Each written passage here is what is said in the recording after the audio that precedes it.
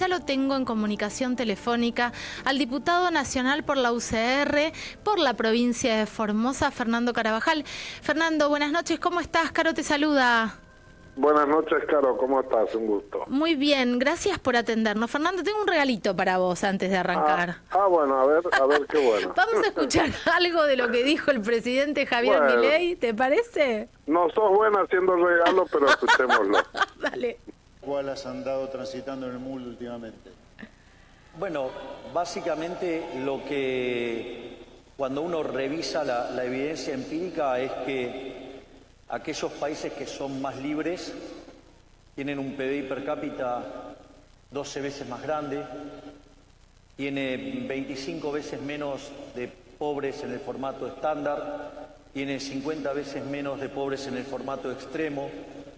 La calidad de vida es 16, la cantidad de años de vida es 16 años más larga, y además son sociedades que viven muchísimo mejor y que todo el tema de la distribución del ingreso, eso tampoco, representa un problema, porque, por ejemplo, aquellos que viven en el decil más bajo de los países libres están mejor que más del 90% de la población de los países reprimidos, con un ingreso per cápita que casi triplica al del ingreso per cápita de los países reprimidos en el decil más bajo, ¿no?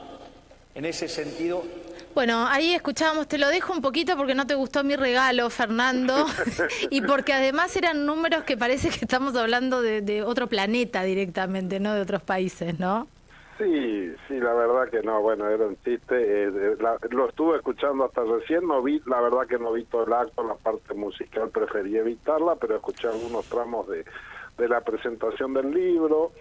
Bueno, el típico discurso pseudo académico pretencioso, porque la verdad es que esto de estar metiendo palabras en otros idiomas y hacer supuestas citas o nombres extranjeros que las personas, la mayoría seguramente no conocen, yo muchos no los conozco, pero que quiere hacer generar una apariencia de una gran sabiduría académica para encubrir finalmente toda esta doctrina fantasiosa que es verdaderamente casi una pseudociencia, podríamos decir, de esta escuela austríaca de economía, que nadie la conoce, que es muy poco serio, con números que no cierran por ningún lado, con proyecciones económicas disparatadas. Así que bueno, Milei en estado puro. Me pareció bastante aburrido, la verdad, sí. Todo el tramo, veía a la gente, parecía estar más ansiosa y esperando algún otro tipo de cosa, pero bueno, un acto político que muestra que indudablemente el presidente sigue teniendo un núcleo de seguidores que están muy contentos con sus características personales, pero no creo que no modifica sustancialmente el mapa político, ¿no? No, hablaba de otros países y hablaba de menos pobreza, en un momento donde nosotros pasamos del 40% de pobres, que es una barbaridad y una bestialidad, al casi 60% de pobres en el país. Digo, hay números que él decía, 16 años más la expectativa de vida en los países liberales, dice él, cuando acá los jubilados, recién lo hablábamos, no tienen medicamento y no tienen para comer. Sí, aparte de todos esos datos que tira, donde él identifica como países que supuestamente son liberales, la verdad que las políticas que aplica no tiene absolutamente nada que ver con las cosas que él pregona, ¿eh? Claro. Esto hay que decirlo. Sí. Sigue haciendo una demonización del Estado, pero en todos esos países donde se alcanzan esos valores hay estados, y en general hay estados muy fuertes y estados con un alto nivel de intervención. Para no hablar de los países nórdicos, que son los que tienen índices más altos de felicidad, de satisfacción de deseos y de intereses de los ciudadanos, que son estados, ahí sí casi socialistas en muchos casos, con altísimos niveles de intervención del Estado. Totalmente. Por lo cual digo, hay que partir de la base de esto, que él pregona algo que no existe y pretende apropiarse a través del discurso de realidades que no tienen nada que ver con estas ideas esotéricas que él sostiene. Bueno, y la gente... realidad nuestra que es durísima, ¿no? Eso sí. Que vos decís, sumado a la caída provocada y premeditada de la actividad económica para hacer funcionar la licuadora que se ha llevado puesto el salario de la mayoría de los argentinos y en especial de los jubilados. Hoy leía, Fernando, al presidente de la Unión Industrial de Formosa, que hablaba de que esto directamente, si se llega a aprobar la ley bases, y voy a la ley bases, una ley donde vos tuviste una postura bastante más cercana en febrero y que ahora directamente no, pero digo, en el 30 de abril. Pero hablan de la caída, de la muerte de la industria argentina con el RIGI. ¿Cómo lo ves vos? Bueno, sin duda, RIGI, nosotros votamos en contra en esta oportunidad. En realidad nosotros no es que cambiamos mucho la postura, es decir, solamente cambiamos el sentido del voto en general, pero en definitiva lo relevante que es el voto en particular, mantuvimos exactamente la misma postura, que fue votar en contra fundamentalmente de lo que era la delegación de facultades, sí, pero también, por supuesto, en contra del RIGI. Sin duda que el problema que tiene el RIGI es que se le han dado una serie de beneficios a las empresas que vengan a invertir en el futuro, que va a generar una competencia desleal con las que actualmente están. Entonces, esto sin duda va a generar un nivel de desequilibrio que va a afectar la totalidad del funcionamiento de la economía. Si se llegaran a concretar esas inversiones, que esto también hay que ponerlo en un entre paréntesis, porque con la serie de otros descalabros que protagoniza el presidente, lo cierto es que se generan mucha incertidumbre en los mercados y en cuanto a la previsibilidad y a la seguridad jurídica. Claro. Es decir, un régimen de grandes inversiones o las grandes inversiones lo que exigen es previsibilidad. Desde ahí es que sea necesario una ley, una buena ley que regule las inversiones para dar esas garantías, pero no alcanza con una ley. Además tenés que tener un Estado serio, un presidente serio, instituciones que le den garantía a los inversores. Bueno, yo iba haciendo nada de esto está pasando. Eso, estaba haciendo crucecitas, y digo, hay que hacer crucecitas o palomitas en el listado de lo que tenemos que tener. Afortunadamente, en este caso no lo tenemos para que no vengan a saquear, porque también el RIGI tiene que ver con eso. Un saqueo sin ningún tipo de regulación del territorio. Así es, inclusive, y esto hoy lo hablábamos con algunos diputados provinciales, hay un artículo que esperemos, si logra avanzar en el Senado, lo saquen, que es el 162, que establece verdaderos enclaves federales en el territorio de las provincias, pese que las provincias son las dueñas de los recursos naturales, pero desde el momento en que habilita una suerte de jurisdicción federal, la verdad es que abre una situación de mucho riesgo y la posibilidad de explotaciones sin ningún tipo de control, extremadamente peligroso además en un gobierno que hace negación del cambio climático y en el cual los temas de conservación del medio ambiente les resultan absolutamente ajenos. Total. Ellos suponen que el mercado también va a regular el medio ambiente y sabemos que esto de ninguna manera es así, y esta es la preocupación que nos genera.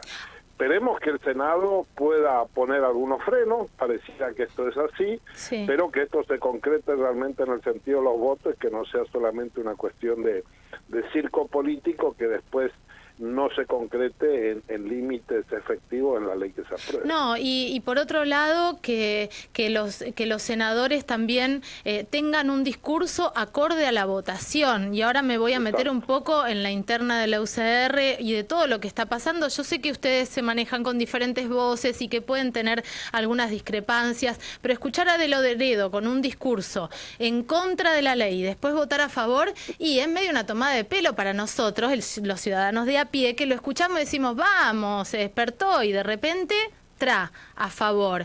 Es como un engaña pichanga raro. ¿Cómo está la UCR, Fernando? Mirá, yo largué un Twitter el otro día diciendo justamente esto, ¿no? Que había algunos diputados que tenían el síndrome del ambidiestro porque tiraban tweets por la izquierda, pero van y votan con la derecha. Ah, pero no dijiste el nombre, te lo dije yo. No, bueno, no, pero no, a ver, son varios, ¿sí? Y ojo porque también hay en otros bloques también, digamos, ¿no? Sí. Entonces, pero bueno, es cierto que el radicalismo estamos teniendo esta discusión interna, que de todo modo algo hemos avanzado, porque fíjate que en la sesión de ayer logramos que todo el bloque se encolumnara atrás de ir a la sesión y logramos que se votara para que haya un dictamen para resolver el tema de las universidades. Entonces, algunos avances y algunos, digamos, vamos logrando avances concretos en esta discusión y sobre todo en el posicionamiento que tiene que tener el radicalismo frente al gobierno. Dicen las malas lenguas que esto que lograron para las universidades era algo que se estaba negociando para el voto de Lustó, ¿es así? No, yo no creo esto. No. La verdad es que todavía no hemos logrado nada para las universidades, porque el gobierno no ha cedido en nada. Ha hecho anuncios, etcétera, pero no hay nada concreto. Este fue el motivo por el cual nosotros insistimos con ir a la sesión y emplazar a la comisión, y mañana se va a estar reuniendo la comisión y va a estar emitiendo el dictamen correspondiente. Así que yo no creo, sí estoy expectante a ver qué va a hacer Lustó con las facultades delegadas, porque me parece muy claro de que este es para mí el punto central. Nosotros como radicales no le podemos delegar facultades a un presidente como Milei.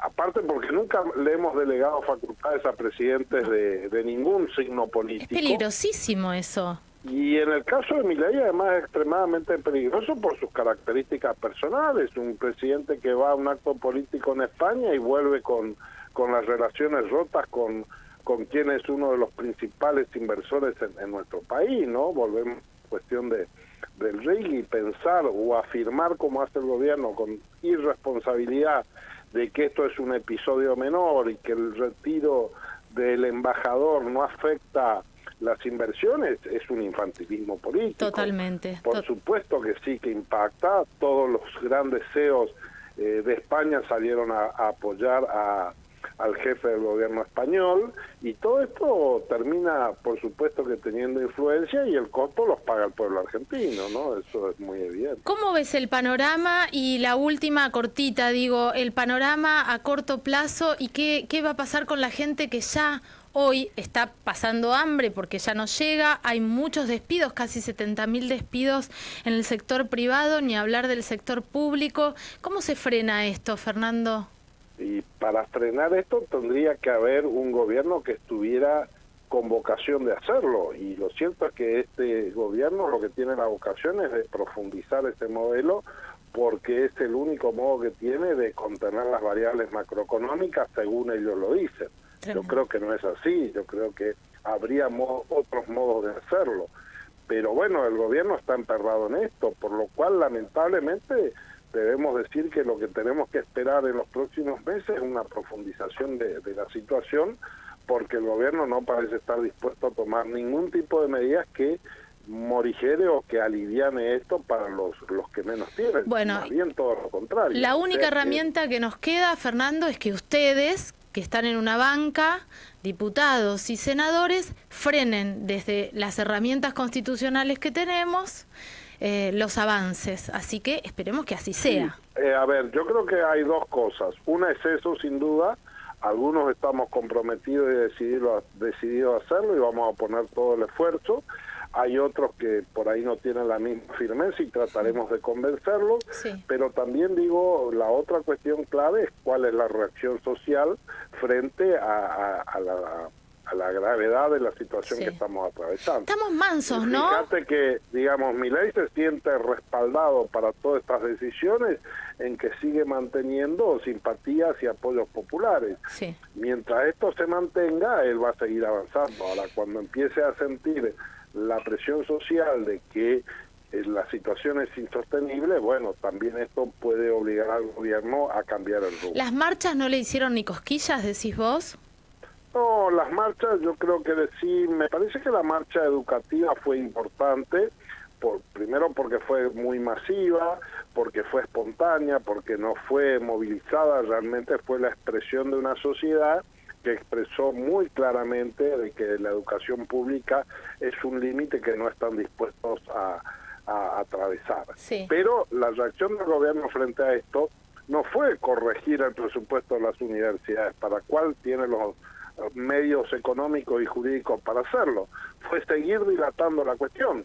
Por eso llegamos a la situación en que estamos. Entonces, digo, hace falta mucha presión popular y mucha presión política para que el gobierno entienda que aun cuando pueda haber coincidencia en la necesidad de las correcciones macroeconómicas, esto no puede hacerse sobre el dolor y el padecimiento de la sociedad. Fernando, la próxima te prometo un mejor regalo. Vos venite, te espero con unos mates y charlamos en los estudios de Splendid. Con todo gusto, me encantaría. Siempre es lindo ir al piso, así que con todo gusto. Gracias, te mandamos un abrazo Dale. desde acá. Con gusto. Chau, Gracias. chau, igualmente. Chau, chau. Fernando Carabajal, diputado nacional por la UCR, por la provincia de Formosa.